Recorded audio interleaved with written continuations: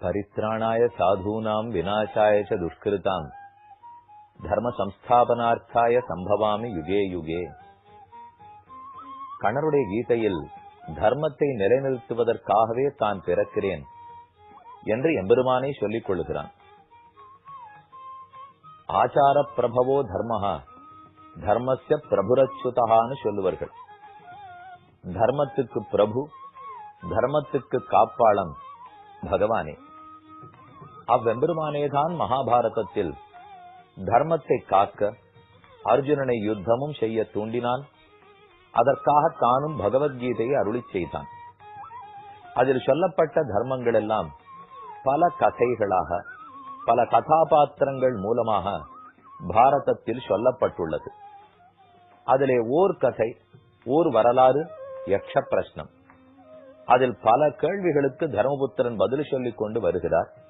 தற்போது நாம் பார்க்க வேண்டியது 123வது கேள்வி. புருஷந்து இதானீம் ஆக்யாஹி. இப்போது உயிரோடு இருக்கக்கூடியவனாய், தன்னுடைய ஆசைகள் அத்தனையும் நிரம்பியவனாய் புருஷன் என்று எவன் கொண்டாடப்படுகிறான் அப்படிங்கிறது கேள்வி. என்றோ இருந்தவாளை பத்தி அல்ல, இன்று யார் இருக்கிறானோ அவன். அவன் இன்னும் ஆசைப்படுபவன் அல்ல, எல்லாம் எனக்கு கிடைச்சுட்டு அப்படின்னு சொல்லக்கூடியவன். இப்படிப்பட்டவன் எவன் புருஷன் என்று கொண்டாடப்படுகிறான் என்பது கேள்வி. முதல்ல கேள்வி என்ன சொல்றதுன்னு புரிஞ்சுப்போம், அப்புறம் பதிலை நோக்கி செல்லுவோம். புருஷர்கள் புருஷர்கள்னு சொல்றோம். ஆங்காங்க இவர்கள்லாம் புருஷர்கள், இவர்கள்லாம் பெண்கள்னு போடுறோம். அப்ப யார் புருஷன்னு சொல்லப்படுகிறான்னால் ஆண்களை பத்தி இந்த கேள்வி இல்லை. நம்ம சாதாரணமா அப்படி ஒரு தப்பா அபிப்பிராயம் வச்சிருக்கோம். புருஷங்கிற சொல் உலக வழக்கில் கண்டிப்பாக ஆணை பற்றி குறிப்பதுதான். ஆனால் ஆன்மீகத்தில் வந்தால், வேத சாஸ்திரத்தில் பார்த்தால் புருஷங்கிறது வெகு சில இடங்களில் தான் ஆண்களை குறிக்கும். பொதுவாக புருஷன்னா ஆத்மாங்கிறத தான் குறிக்கும். அது ஆண் உடல் எடுத்துக் கொண்டிருக்கலாம், பெண் உடல் எடுத்துக் கொண்டிருக்கலாம். ஆனா புருஷன்னா ஆத்மா. ஏனெனில் புரி சேதேதி புருஷா. புரி புறத்தில், பட்டணத்தில், சேதே படுத்து கொண்டிருக்கிறான். படுத்துருக்கிறதுனாலே புருஷன். பட்டணத்தில் புறத்தில் படுத்துருக்கார். ஆங்காங்கு புதுசு புதுசா இப்ப புறங்கள்லாம் வந்துருது பாருங்க. இந்த நகர், அந்த நகர், இந்த புறம், அந்த புறம், அந்த புறம், அன்னிலேந்து கேள்விப்படுறோம். உள்ள இருக்கக்கூடிய அழகான ஒரு பட்டணம், அதில் படுத்து கொண்டிருப்பதால் இவருக்கு ஆத்மா, அவர்தான் புருஷன் என்ன பெயர் பெற்றிருக்கிறார். புரி நம்ம ஹிருதய கமலம் தான் அந்த பட்டணம். புறம் தலகீழ பிடிக்கப்பட்ட தாமரையை போலே நம்முடைய ஹிருதயம் இருக்கும். அதற்குள்ளே தஹராகாசம், வெகு சிறிய இடைவெளி இருக்கும். ஒரு சிறு இடத்தில் தான் ஆத்மா இருக்கிறார். அவருக்குள்ளும் வியாபித்து இந்த உடலில் இருக்கும் இருதயத்துக்குள்ளும் பகவானும் எழுந்தருளி இருக்கிறார். அப்போ ஒரு சிறை கூடத்துக்குள்ளே இருவர் இருக்கலாம். அரையன் ஒருத்தன், சிறையன் ஒருத்தன். குற்றம் புரிந்து விட்டு சிறையில தண்டனை அனுபவிச்சுட்டு இருக்கிறவனும் சிறைக்குள்ள இருப்பான். தண்டனை எல்லாம் சரியா கொடுக்கப்படுகிறதா, சிறை கைதிகள் நன்கு நடத்தப்படுகிறார்களா, பாக்கிறதுக்கு ராஜாவும் சிறைச்சாலைக்குள்ளே வரலாம். ஒருத்தன் வெளியிலேருந்து பார்த்தவன், சாமி 2 கைதிகள் உள்ள இருக்காள்னா, ஒருத்தர் தான் கைதி, இன்னொருத்தர் மேற்பார்வை பார்க்க வந்தார். அதே போல இந்த உடல் என்னும் சிறைச்சாலைக்குள்ளே ஆத்மா என்பவர் கைது செய்யப்பட்டு அடபட்டு கிடக்கிறார். பரமாத்மா என்பவர் இதை மேற்பார்வை பார்ப்பதற்கு வந்திருக்கிறார். கூடவே இருந்து இவனுக்கு எப்ப விடுதலை கொடுக்கலாம்ங்கிறதுக்கு வாய்ப்பு, சந்தர்ப்பத்தை எதிர்பார்த்து கொண்டு இருக்கிறார். அப்ப இந்த புறம் நம்முடைய ஹிருதய கமலம், தாமரைய தலகீழ பிடித்தா போல இருதயம், அதுலதான் இந்த ஆத்மா படுத்து கொண்டிருக்கிறார். புறத்தில் படுத்து கொண்டிருக்கிறபடியால் புரி சேதேதி புருஷா. அதனாலதான் இவருக்கு புருஷன்னு பேர். அதனால குழம்பு போயிடாதீங்க, ஏதோ ஆண்களுக்கு மட்டுமா இது என்று பெண்கள் கோவிச்சுக்கவே வேண்டாம். புருஷன் புருஷன்கிற சொல்லு வந்தால் அது பொதுவாகவே ஆத்மா என்று தான் குறிக்கும். ஆத்மா ஆணாவது பெண்ணாவது, அகிரணையாவது உயர்திணையாவது, ஆத்மா ஆத்மா ஞானமயமா இருக்கிறார், ஆனந்தமயமாக இருக்கிறார். அவ்வாத்மா இப்போது வாழ்கிறார். உடலை எடுத்துட்டார்னா பிறக்கிறார்னு அர்த்தம். உடலை திறந்து தூக்கி போட்டார்னா இறக்கிறார்னு அர்த்தம். ஆத்மாவுக்கு பிறப்பிறப்புகள் இல்லை. ஆனால் அவர் உடலோட தொடர்பு கொள்வது பிறப்பு என்னும் உடலிலிருந்து விடுபடுவது, உடலை விட்டுடுறது, இறப்பு என்னும் இப்படி இரண்டும் சொல்லப்படுகிறது. அந்த ஆத்மா எப்போது கொண்டாடப்படுகிறார்? அதான் கேள்வி. ஆத்மா இருக்கார், பிறக்கிறார், இறக்கிறார், மாறி மாறி பிறக்கின்றிருக்கார். எப்போது அவர் கொண்டாடப்படுகிறார்? அவருடைய யாரு கொண்டாடுறார்கள், எப்படி கொண்டாடப்படுகிறார்ங்கிறது கேள்வி. இப்ப கேள்வி புரிஞ்சுட்டுன்னு நினைக்கிறேன். புருஷந்து இதானியும் ஆக்கியாகி, இப்போத்தர் இருக்கார், அவர் எப்போது புருஷன் முழுமையானவன் கொண்டாடப்படுவார்? ஒருத்தர் போட்டார், அவர் எப்போது புருஷன் ஆத்மா கொண்டாடப்படுகிறார் எனில் பதில் பார்ப்போம். திவம் ஸ்பிருஷதி பூமிஞ்ச சப்தஹா புண்ணியேன கர்மணா யாவது ச சப்தஹா பவதி தாவது புருஷ உச்சதே. அதுவரை அவன் புருஷன் என்று கொண்டாடப்படுகிறார். எதுவரை? திவம் ஸ்பிருஷதி பூமிஞ்ச சப்தஹா புண்ணியேன கர்மணா. இந்த ஜீவாத்மா வசிக்கும் போது, வாழும் போது பலனில் விருப்பம் இல்லாத பல புண்ணிய கர்மங்களை செய்திருக்கலாம், அல்லது சில சமயம் பலனில் விருப்பத்தோடும் புண்ணிய கர்மங்களை செய்திருக்கலாம். நாம புண்ணியமான கர்மங்களை செய்யறச்சே பலத்துல விருப்பம் இல்லாமல் செய்யணும், அப்ப அது கர்மயோகம் ஆயிடுறது என்று கண்ணன் கீதையில சொல்றார். உடனே சட்டுன்னு அந்த நிலைக்கு போயிடுறோமா? முதல் நிலையில் பலத்தை எதிர்பார்த்து புண்ணிய கர்மங்களை பண்ணுவோம். நாம இந்த புண்ணியம் பண்றேன், இதனால இந்த பயன் கிடைக்கும், வாயவியாகம் பண்றேன், சொத்து கிடைக்கும், புத்திரகாமேட்டி பண்றேன், பிள்ளை பிறக்கிறான், ஜோதிஷ்டோமம் பண்றேன், சொர்க்கத்துக்கு போகலாம் என்று இந்த புண்ணிய காரியத்தை எல்லாம் பலத்தை கருதி செய்யலாம். நாள்பட நிர்மமஹ நிரஹங்காரஹ, அகங்காரமற்றவனாய் மமகாரமற்றவராய் நிராசீகி நிர்மமோ பூத்வா, பலத்தில் விருப்பமும் இல்லாதவனாய் புண்ணிய கர்மங்களை செய்கிறான். அந்த புண்ணியத்தின் பயனை அனுபவிக்கணும்னு கூட அவன் நினைக்கிறது கிடையாது. ஓஹோன்னு கோவில் கட்டி வைக்கிறார், ஊர்குளத்தை சப்பனிடுகிறார், ஆங்காங்கு கிணறு தோண்டுகிறார், ஆங்காங்கு பாதை இடுகிறார், எல்லாருக்கும் வாழ்வதற்காக ஆதாரத்தை ஏற்படுத்தி கொடுக்கிறார். மக்கள்லாம் படிப்பு வசதி வேணும்னு பள்ளிக்கூடமா கட்டி வைக்கிறார், கல்லூரியா கட்டி வைக்கிறார். யாருக்கும் ஒரு உடம்பு நோயின்னு கட்டப்பட்டு விடக்கூடாது, மருத்துவமனைகளா கட்டி வைக்கிறார், கல்யாணமா பண்ணி வைக்கிறார், தர்மத்தை நிறுத்தி விடுறார். தனக்கு ஏதானு பண்ணிட்டாரா சுவாமி? அவசியம் இல்லை. தர்மத்தை தர்மத்துக்குன்னு, புண்ணியத்தை புண்ணியத்துக்குன்னு செய்தார். ஒரு பயனை கருதி கூட செய்தது கிடையாது. இப்படி ஒருத்தர் வாழறாருன்னு வச்சுப்போம். நான் சொல்றதுக்கு இது நல்லா இருக்குமே தவிர நிஜத்துல அந்த மாதிரி ஒருத்தர் இருக்க போகிறாரா தெரியாது. பல பேர் இருந்திருக்கலாம், இப்போதும் சிலர் இருக்கலாம். அவர்களை பத்தி வெளியில செய்திகளே வராம கூட போயிடும். இருந்தாலும் நம்ம கொஞ்சமா தெரிஞ்சு வச்சுருப்போம். விதுரர் தன்னுடைய நீதியிலே திருதராஷ்டிரனுக்கு சொல்றார், ஒரு சான்றோன், ஒரு நல்ல மனசு படைத்தவர், புண்ணியங்கள் பண்றவர் இருக்கிறார்னா அவர் குடத்திலிட்ட விளக்கா இருந்துட்டு போயிடுவார். அதை அப்படியே நாம விட்டுடக்கூடாது. அவரை பத்தி ஊரெல்லாம் தெரிஞ்சுக்கணும். ஆனா சாதாரணமா அப்படி இருக்கிறவா தங்களை பத்தி சொல்லவே மாட்டா. வழக்கை கொடுக்கறது இடக்கைக்கு தெரியாது சுவாமி, அது போய் வெளியில சொல்லலாமான்னு விடுவா. ஆனா அவர் இன்னாரும் ஒருத்தர் இருக்காருன்னு தெரியாது படுத்துன்னு வச்சுங்க. அவரை பத்தின புகழ் உலகத்தில் பரவாமலே போனால் அப்ப இப்படி ஒருத்தர் இருக்கார், அப்படி வாழறது கஷ்டம், ஆனா உயர்ந்த முறையில வாழறார், அதை பார்த்து நாம அப்படி வாழ பழகணுங்கிற எண்ணமே வராது போடும் இல்லையோ. இத போல இருக்கிறதே கொஞ்சம் பேர். அந்த கொஞ்சம் பேரை பத்தி நமக்கு செய்தியே கிடைக்காது போயிட்டா அவர்களை பார்த்து வாழறதுக்கு நமக்கு விருப்பமே வராதே.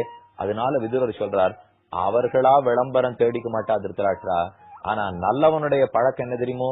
இப்படி இருக்கிறவாளை கண்டுபிடிச்சு ஊர் உலகத்துக்கெல்லாம் வாழை பத்தி சொல்லி, அது பாருங்க முன்னோடியா ஒருத்தர் இருக்கார், அவரை பார்த்து நாமும் வாழறதுக்கு பழகணும் என்ன சொல்ல வேணும்.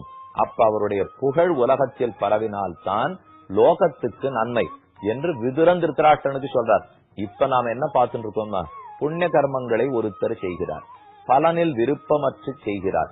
அவரை பத்தின புகழ், அவரை பத்தின கீர்த்தி ஆகாயத்தை எட்டுகிறது, இந்திர பட்டணத்தை போய் மோதறது, பூமி முழுக்க பரவி விட்டது, 8 திக்கிலும் பரவி இருக்கிறது, ஆகாயத்திலும் பரவி இருக்கிறது. திவம் ஸ்பிருஷதி பூமிஞ்ச சப்தஹ புண்ணியன கர்மணா. இவர் பண்ணிய புண்ணிய கர்மங்கள் ஏதோ அதை பத்தின புகழ்ச்சி உரைகள், அந்த கீர்த்திய பத்தின பெரும உரைகள் ஆகாயத்தை ஏற்றது, பூமியை தொடர்றது. யாவது சப்தஹா பவதி, எதுவரைக்கும் அந்த புகழ் நீடித்து நிலைக்கிறதோ, எப்போது நிலைக்கும் அந்த புகழ் எதுவரை நிலைக்கிறதோ அதுவரை அவன் புருஷன் என்று கொண்டாடப்படுகிறான். ஒருத்தனை முழுமையடைந்த புருஷன், இவர்தான் முழுமையான ஜீவாத்மா என்று எப்போது கொண்டாடப்படுவர்னால், அவர் செய்த புண்ணிய கர்மங்களின் புகழ் உரைகள் எல்லாம் ஆகாயத்தை தீண்டி லோகத்திலையும் பரவி எதுவரை நிலைத்திருக்குமோ அதுவரை அவர் புருஷன் உயர்ந்த ஆத்மானு கொண்டாடப்படுகிறார். அவர் உயிரோடு இருக்கணுங்கிற அவசியமே இல்லை. இதுக்குதான் கீர்த்தி மூர்த்தியானவர்னு வடமொழியில் சொல்லுவார்கள். புகழ் உடம்பாளர்கள் என்று நம்முடைய தமிழில் சொல்லிக் கொள்ளுகிறோம். புகழ் உடம்பு, பூத உடம்பு அவருக்கு இல்லை. பஞ்சபூதங்களாலே ஆக்கப்பட்ட உடல், பிருத்திவி, அப்பு, தேஜசு, வாயு, ஆகாசம், இதால் ஆக்கப்பட்ட உடல் போடுது. அது மண்ணோட மண்ணா போச்சு, நெருப்புக்கு இரையாக்கியாச்சு, எரிச்சாச்சு. அப்ப அந்த ஆத்மாவை மறந்தே போடுவோமான்னா அவருக்கு ஒரு பேர் இருந்தோம். நம்மோட தான் அவர் வாழ்ந்து கொண்டிருந்தார். அவர் இல்லை, ஆனால் அவரை பற்றின நினைவுகள் கூடவே உள்ளன. பல பேருக்கு 100ஆண்டு விழா கொண்டாடுவோம், 1000வது ஆண்டு விழா கொண்டாடுவோம். சமீபத்தில் 1-2 ஆண்டுகளுக்கு முன்பாக திருக்கச்சி நம்பிகளுக்கு பூவிருந்தவல்லியிலே 1000வது விழா கொண்டாடப்பட்டது. தற்போது சென்ற ஆண்டு, ஏன் இந்த தை மாசத்துலதான், இதே ஆண்டு தை மாசம் ஹஸ்த நட்சத்திரத்திலே கூரத்தில் கூரத்தாழ்வானுக்கு 1000வது கொண்டாடப்பட்டது. 1000 வருஷத்துக்கா சுவாமி ஒருத்தரை ஞாபகம் வச்சுக்க முடியும்? அடியன் தர்ப்பணம் பண்றேன், அமாவாசை அன்னைக்கு பண்றேன், மாசப்பிறப்பு அன்னைக்கு பண்றேன், சாதத்தை அன்னைக்கு பண்றேன், தர்ப்பணம் பண்றேன் இல்லையோ, 3 தலைமுறைக்கு சொல்லணும். அதனால அது பக்கத்துல இருக்கா உறவுக்காரா சொல்லி கொடுத்தா. எனக்கு ஞாத்திகளாரோ தகப்பனார் பேர் அடியனுக்கே தெரியும், எங்க அப்பா சொல்லியிருப்பார், தாத்தா பேர் வரைக்கும் தெரியும். தாத்தாவுக்கு அப்பா பேர்லாம் அப்பா அடியனுக்கு சட்டுன்னு தெரியாது. அப்புறம் பிற்பட்டு இருக்கிறவா கூட இருக்கிறவா சொல்லி கொடுத்தா இந்த 3 தலைமுறைக்கு என் தர்ப்பணம் பண்ணிட்டு இருக்கேன். திடீர்னு ஒருத்தர், சுவாமி உங்க குலத்துல எத்தனையோ நல்லவர்கள்லாம் இருந்திருக்கலாம் இல்லையோ, உங்க கொள்ளு தாத்தாவுடைய அப்பா பேர் என்ன, அவருடைய அப்பா பேர் என்ன, 1750 உங்களுக்கு யார் தாத்தான்னா, சுவாமி எனக்கு இப்ப இருந்த எங்க அப்பாவே ஞாபகம் இல்ல, நான் எங்க தாத்தாவையும் முத்தாத்தாவையும் ஞாபகம் வச்சுக்கிறதுன்னு சொல்லிடுவோம். அப்படி இருக்கிறச்சே 1000 ஆண்டுகள் முன்பு வாழ்ந்த கூரத்தாழ்வான் எப்படி தெரிஞ்சுக்கிறேன்? அத்தனை ஆண்டுகள் இருந்து இப்ப 2017 வந்தா ராமானுஜரை எப்படி தெரிந்து கொள்ள போகிறேன்? 2017 வந்தா ராமானுஜர் அவதரித்த 1000 ஆண்டுகள் நிறைவடைகின்றன. மில்லேனியம் செலிப்ரேஷன் லோகத்துல இப்ப 2000வது ஆண்டு வரைக்கும் என்ன கொண்டாட்டம், 1000த்துக்காக கொண்டாடினோம் இல்லையோ. அத போல இந்த மகாச்சாரியர்கள் இவர்களுடைய 1000த்தை கொண்டாடுறோம்னா, உண்மையிலே என்னோட தாத்தாவுடைய அப்பா பேரோ தாத்தாவுடைய தாத்தா பேரே எனக்கு தெரியல. அவ எங்கு வாழ்ந்தா, என்ன பண்ணா, என்ன வேலை பார்த்தான்னு கூட எனக்கு தெரியல. ஆனா 1000 வருஷத்துக்கு முன்னாடி தெருவு கொண்டாடிட்டு இருக்கேன். அதத்தான் இப்ப தர்மபுத்திரன் பதில் சொல்றான். ஒவ்வொருத்தன் செய்த புண்ணிய கர்மங்கள் அவனுக்கு புகழை தேடி தருகின்றன. அந்த புகழ் எதுவரைக்கும் லோகத்தில் இருக்குமோ அதுவரை அவன் புருஷன் என்று கொண்டாடப்படுகிறான். ராமானுஜர் அவ்வளவு புகழ் உடம்பாளர். அவர் பூத உடலாலே இங்கு இல்லை, பிசிக்கல் பாடி இங்க நம்ம இடத்துல கிடையாது. ஆனா அது எப்போ போச்சு? இப்ப என்ன இன்னும் இருக்கு? அவருடைய கீர்த்தி உள்ளது, அவருடைய புகழ் உள்ளது. அவர் என்ன எழுதி வைத்திருக்கிறாரோ அந்த நூல்கள் உள்ளன. அதை பின்பற்றித்தான் நாம் நடந்து கொண்டிருக்கிறோம். பிரம்மா வால்மீகியனுடைய ஆசிரமத்துக்கு வந்தார், அவருக்கு அருள் புரிந்தார். நீர்தான் ராமாயணத்தை எழுத போகிறீர் என்று சொன்னார். அப்ப அவருக்கே வரம் கொடுக்கிறார். எதுவரை உலகத்தில் ஹிமாச்சலம் இருக்குமோ, சூரிய சந்திரர்கள் இருப்பார்களோ, நதிகள் ஓடுமோ, மலைகள் இருக்குமோ, ஜோதிஷ் சத்திரங்களும் நட்சத்திரங்களும் சுழன்று கொண்டிருக்குமோ அதுவரை ராமாயணம் இருக்கும். எதுவரை ராமாயணம் இருக்குமோ அதுவரை வால்மீகியே உம் புகழ் நிலைத்திருக்கும். யாவத் சாஸ்தி கிரையா சரிதஸ்ச மகீதலே தாவத் ராமாயண கதா லோகேஷு பிரசரிஷ்யதி. யாவத் சாஸ்தி கிரையா, ஹிமாச்சலம் பட்டு போய் விழுந்துடுமா? எதுவரைக்கும் மலைகள் உள்ளனவோ, சரிதஸ்ச மகீதலே, எதுவரை பூமியில் ஆறுகள் பெருகிக் கொண்டிருக்குமோ, தாவத் ராமாயண கதா, அதுவரைக்கும் ராமாயணத்தினுடைய பெருமை லோகத்தில் இருக்கும். எதுவரை ராமாயணத்தின் பெருமை இருக்குமோ வால்மீகியே எழுதிய உம்முடைய பெருமை மங்காது மங்காது. அதான் கீர்த்தி மூர்த்தி, புகழ் உடம்பாளர்னு சொல்லுகிறோம். அந்த புகழை சம்பாதிக்கிறது அவ்வளவு சுலபம் இல்லை.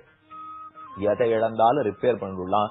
பேர் போயிட்டா என்ன பண்றதுங்கிற முடியும். அந்த பேர் எடுத்தவர்களை பத்தி, இதுக்கு அவர் பேர் போனவர்னு அப்பப்போ சொல்லுவோம். சாமி இதுவா நல்ல சங்கீதம், அவர் பேர் போனவர்னு. நல்ல உபன்யாசம், பேர் போனவர்னா உபன்யாசகர்ங்கிற பேர் போயிடுத்தான்னு அவருக்கு. பேர் எடுத்தவர்னு வச்சுங்கோ, நல்ல பேர் எடுத்திருக்கார். இந்த பேர் எடுக்கிறதுங்கிறது என்ன? அவர் பண்ணிய புண்ணிய கர்மங்கள் உலகத்தாருக்கு நன்மை பயந்து தான் ஒரு நன்மையை கருதாமல் செய்யப்பட்டு நம் நன்மைக்காகவே இருக்கிறது இல்லையோ, அந்த புகழ் லோகத்தில் பரவும் அல்லவா? அதத்தான் இந்த இடத்துல ரொம்ப ஆச்சரியமா தெரிவிக்கிறார். அதுவரை அவன் புருஷன் கொண்டாடப்படுகிறான். வாலியை ராமன் கொன்னு முடித்தான். கிஷ்கிந்தேல நடந்திருக்கிற வரலாறு.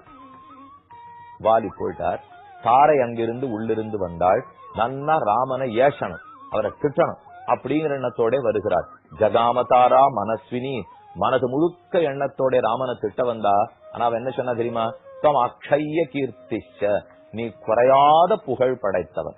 ஆக பகவான் குறையா புகழாளன், சான்றோர்கள் குறையா புகழாளர்கள். அந்த புகழ் எதுவரை உள்ளதோ அதுவரை புருஷன் கொண்டாடப்படுகிறார்கள். கண்டுகொண்டன்னை காரிமாறப்பிரான் பண்டவல்வினை பாத்தி அருளினான் எண்டிசையும் அரிய எம்புகேன் ஒண்டமிழ் சடகோபன் அருளையே. மதுரகவி ஆழ்வார் தெரிவிக்கிறார், சடகோபன் நம்மாழ்வாருடைய அருள் எவ்வளவு சிறப்பு பெற்றது, அவர் புகழ் எவ்வளவு தூரம் பரவ வேண்டும். நான் உலகம் முழுக்க நம்மாழ்வாருடைய திருவாய்மொழியை பரப்ப போறேன். அவருடைய பாசுரங்கள் எல்லாம் எல்லாருக்கும் சொல்ல போறேன். பல்லக்கில தூக்கிண்டு மதுரையிலே சங்க காலத்திலே மதுரப்பட்டணத்துக்கு அந்த பாசுரங்களை எடுத்துன்னு வந்து நம்மாழ்வாருடைய புகழை அங்கு நிலைநிறுத்தி விட்டார். அப்படிப்பட்ட புகழாளர்கள் தான் உடம்பில்லாவிட்டாலும் புகழ் உடம்பாளர்களாய் இப்போதும் புருஷர்கள், மகாத்மாக்கள், மகாச்சாரியர்கள் என்று கொண்டாடப்படுகிறார்கள். யாவத்த சப்தா பவதி தாவது புருஷ உச்சதே. அதுவரைக்கும் அவன் புருஷன் கொண்டாடப்படுகிறான்ங்கிறது 123வது கேள்வி. இன்னும் மிச்சம் இருக்கிறது ஒரே கேள்வி. அந்த கேள்வி என்ன, அந்த பதில் என்னங்கிறதை அடுத்த நாள் சந்திக்கும் போது பார்ப்போம்.